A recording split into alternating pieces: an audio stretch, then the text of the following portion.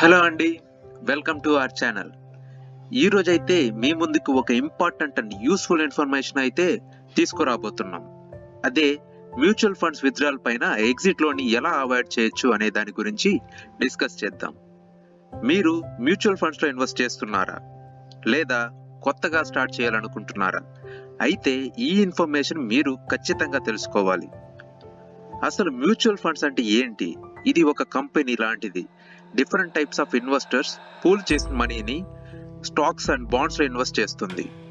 Mutual funds లో investment two types. ఒకటి lump sum investment. ఇది ఒక వన్ టైం ఇన్వెస్ట్మెంట్. ఒకవేళ మన దగ్గర కొంత హ్యూజ్ అమౌంట్ ఉంది, సో మనమైతే వన్ టైం ఇన్వెస్ట్మెంట్ చూస్ చేసుకోవచ్చు. ఇందులో మనకి హయ్యర్ రిటర్న్స్ వచ్చే అవకాశాలు ఉన్నాయి, డిపెండ్స్ అపాన్ మార్కెట్. ఇకపోతే సెకండ్ది, అదే మనందరికి తెలిసిన సిప్, సిస్టమాటిక్ ఇన్వెస్ట్మెంట్ ప్లాన్. పేరులో ఉన్నట్టుగా ఇది ఒక సిస్టమాటిక్ ప్లాన్ అన్నమాట. ఇందులో అయితే మనం ఎవ్రీ మంత్ ఒక ఫిక్స్డ్ అమౌంట్ ని ఇన్వెస్ట్ చేయడానికి చూస్ చేసుకోవచ్చు. ఇందులో ఆటోమేటిక్ గా మనం సెలెక్ట్ చేసుకున్న డేట్ కి అమౌంట్ అనేది డిడక్ట్ అవుతుంది. సో ఇక్కడ మనకి మార్కెట్ రిస్క్ అనేది కొంచెం తగ్గుతుంది. ఎందుకంటే ఎవ్రీ మంత్ ఇన్వెస్ట్మెంట్ చేస్తాం కాబట్టి మనకి అలాకేట్ అయిన యూనిట్స్ రేట్ అయితే యావరేజ్ అవుతుంది. ఇది ఒక డిసిప్లైన్డ్ వే ఆఫ్ ఇన్వెస్ట్మెంట్ గా చెప్పుకోవచ్చు. మ్యూచువల్ ఫండ్ ని ఎలా సెలెక్ట్ చేసుకుంటాం?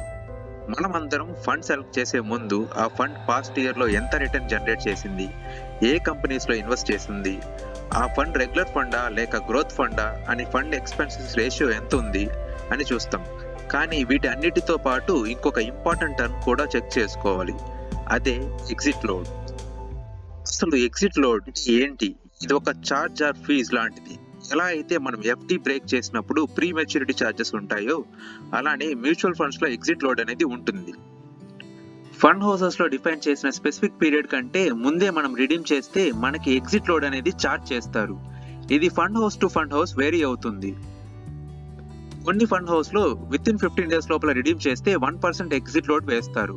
ఇంకొన్ని ఫండ్ హౌసెస్ లో 1 year లోపు రిడీమ్ చేస్తే 1% ఎగ్జిట్ లోడ్ అనేది చార్జ్ చేస్తారు.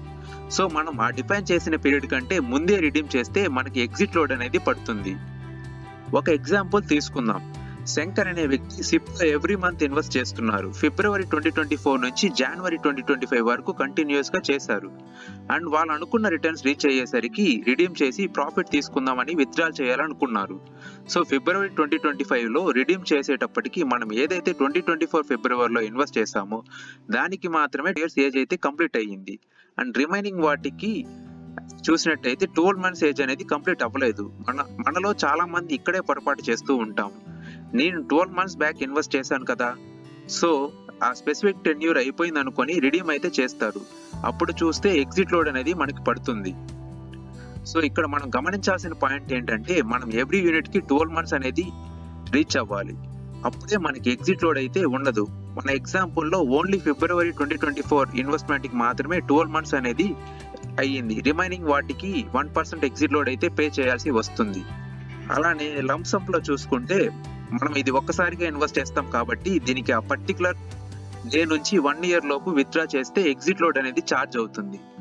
సో మనం ఎవ్రీ యూనిట్ కి స్పెసిఫిక్ టెన్యూర్ కంప్లీట్ చేసి విత్డ్రా చేసినట్టయితే మనకి ఎగ్జిట్ లోడ్ అనేది ఉండదు.